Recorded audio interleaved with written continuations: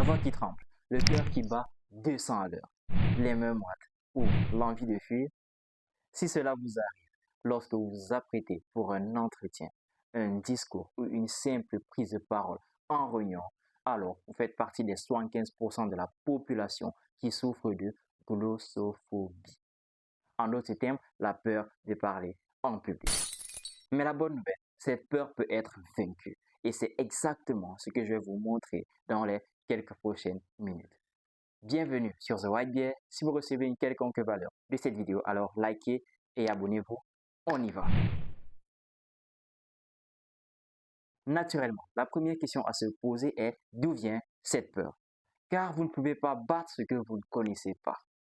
Tout comme en médecine, lorsque quelqu'un connaît de quoi il souffre, alors la personne a 50% de chances de guérir. Il est bon de savoir d'où vient cette peur afin de pouvoir la contrôler. Car oui, vous n'allez pas éteindre cette peur, mais vous allez la canaliser et la contrôler à votre avantage.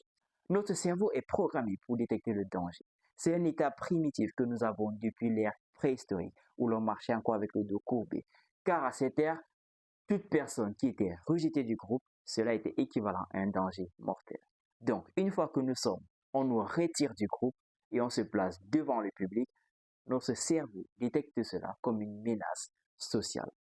Cela engendre trois modes dans notre cerveau. Soit le combat, la fuite, ou notre cerveau nous fige sur place. Ce qui engendre des réactions naturelles dans notre corps, telles que le cœur qui bat trop vite pour pomper du sang à nos muscles, ce qui va nous aider. La voix qui tremble à cause de la tension musculaire.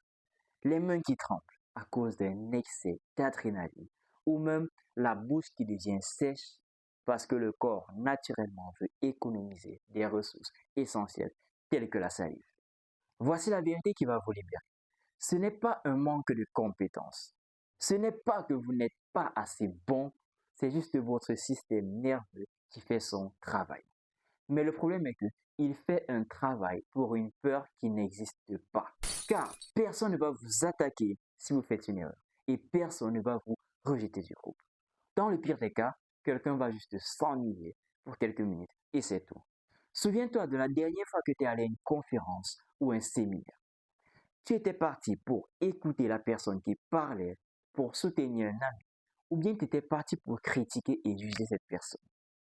Parce que si tu étais parti pour écouter, alors sache que 99% des gens présents dans cette salle sont venus pour t'écouter et non pour te critiquer. J'espère que cela va pouvoir vous aider à vous calmer. En gros, il y a trois types de peur. La peur du jugement. Qu'est-ce qu'ils vont penser de moi? La peur de l'exposition. Tous les regards sont braqués sur moi. La peur de l'oubli. Je vais oublier mes mots. Maintenant que l'on sait pourquoi notre état primitif nous fait avoir peur, il est temps de passer à comment vaincre cette peur. Première étape, reprogrammer votre cerveau. Nous avons remarqué ensemble que tout cela est dû à notre état primitif, donc tout se passe ici. Alors, que de vous dire, je vais rater, je suis nerveux. Dites-vous plutôt, je suis excité. Je m'apprête à partager un message important qui pourrait être utile dans la vie d'une personne assise dans cette salle.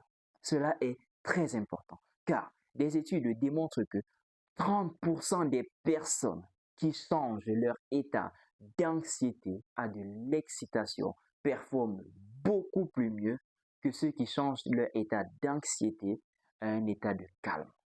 Car c'est deux états totalement différents. Par contre, l'anxiété et l'excitation sont très proches. Le corps fait des mêmes mouvements, des mêmes réactions, mais en fonction de comment vous interprétez ces réactions, ça sera soit l'anxiété ou l'excitation. Mais le calme est à un tout autre niveau, difficile à atteindre. Voici en 3 étapes simples comment quitter de l'anxiété à de l'excitation. Je vous donne cela en 3 R. Premier R, reconnaître. Acceptez que votre cœur bat trop vite. Acceptez que vos mains tremblent.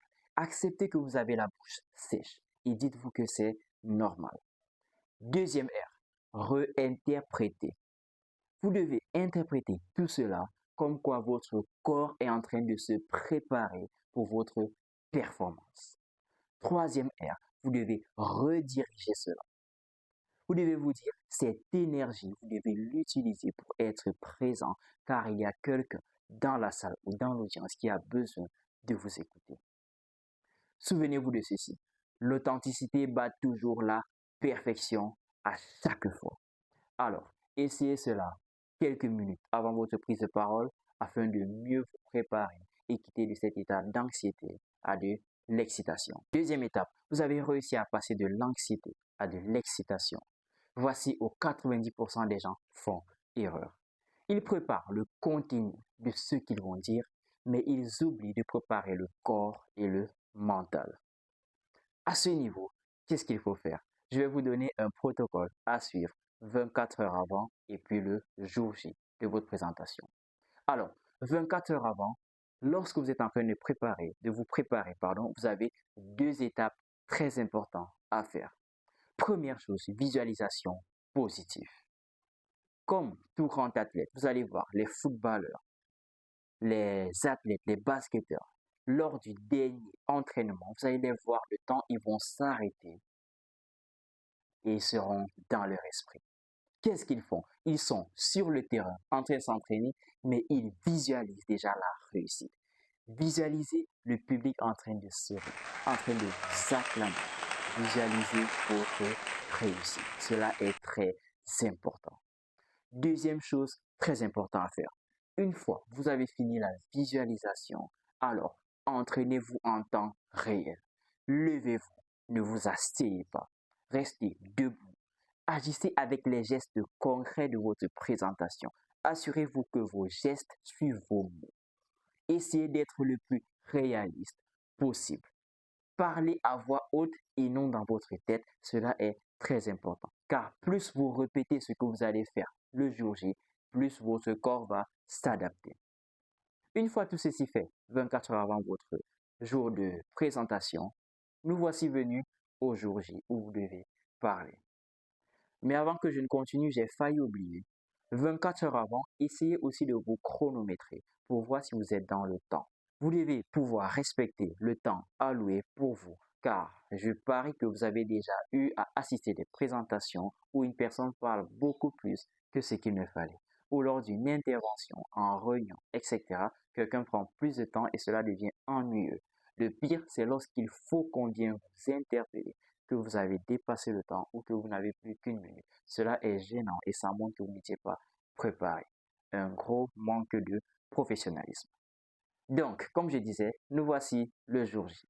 Je vous partage les quelques exercices très importants à faire afin d'être encore mieux préparé.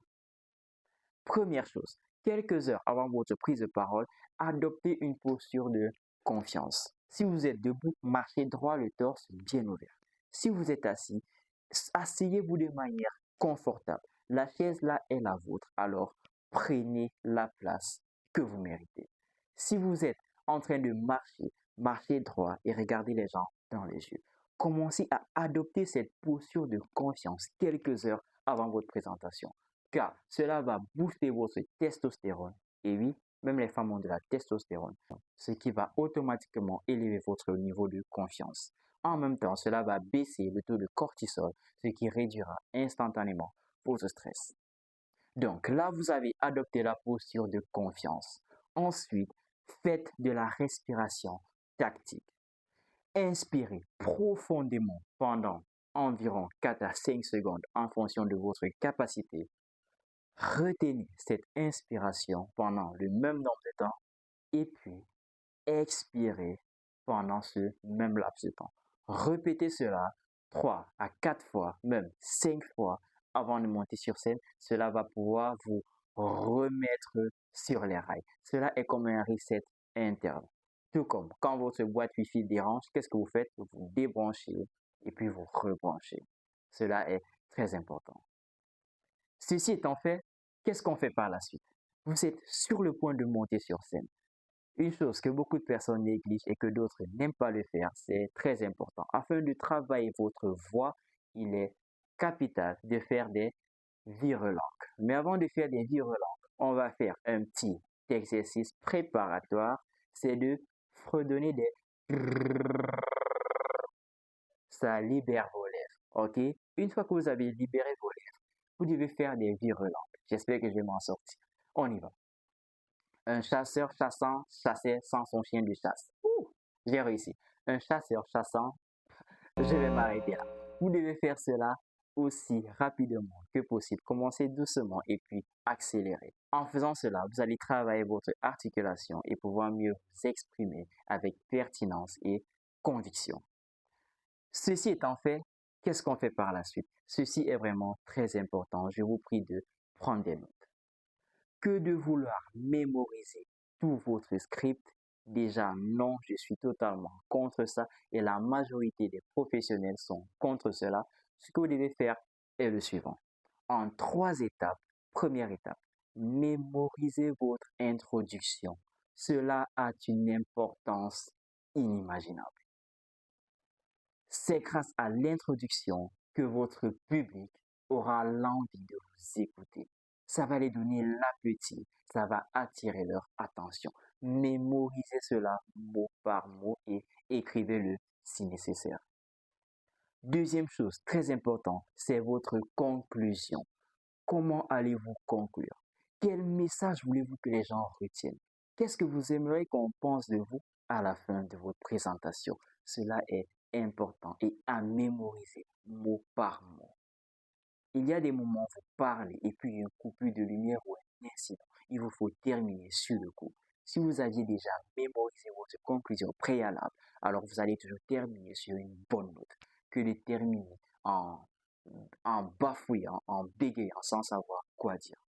Troisième chose très importante à noter, notez juste les 3 points clés de votre présentation et le reste vous allez improviser. Souvenez-vous, être authentique, ça bat toujours la perfection. Troisième étape, les techniques pendant la prise de parole. Vous êtes préparé, vous êtes devant votre public, mais le cœur bat toujours vite. Les 10 premières secondes sont cruciales. C'est à ce moment que le public détermine s'il sera intéressé à vous écouter ou désintéressé et attendre la prochaine personne. Donc, une fois que vous êtes sur scène, ne commencez pas par parler.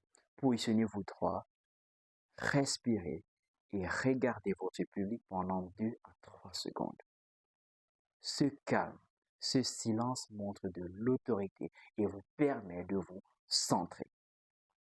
Cela étant fait, vous pouvez commencer. Une fois que vous commencez à parler, il arrive que la salle est très grande. L'erreur serait de balayer la salle comme un robot. À ce moment, la technique par défaut, c'est de visualiser la salle comme un triangle. Vous regardez un peu à gauche, 3 à 5 secondes, un peu à droite, un peu au milieu. Aussi, vous pouvez adapter en fonction de l'architecture de la salle. Parfois, moi, je fais des W.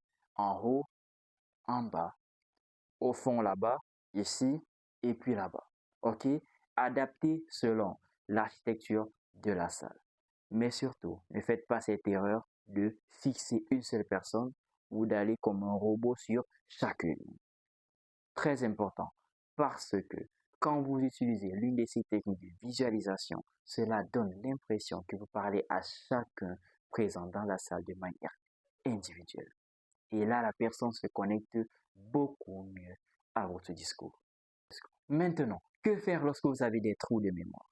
Je tiens à préciser, aucune des personnes présentes dans la salle n'était avec vous lorsque vous préparez votre discours. Ils n'ont aucune idée de comment vous l'avez structuré.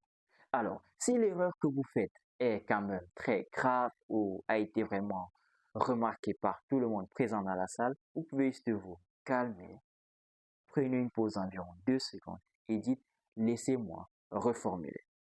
Cela passe sans problème. Mais si c'était une faute assez légère ou personne ne sait vraiment que vous avez fait une faute, vous êtes en train de parler et puis vous oubliez ce que vous allez dire. Mais ce n'est pas très important, alors arrêtez-vous juste et dites ce qui est important à ce niveau est. Très généralement, plus de 80% de la salle n'auront même pas remarqué que vous avez fait une erreur. Vous vous êtes juste arrêté et vous avez dit ce qui est important à ce niveau est. Ou bien, vous vous arrêtez, puis vous utilisez un mot de liaison. Alors, et vous passez à la phrase suivante ou au sujet suivant. Je vous assure, ils ne vont même pas s'en rendre compte.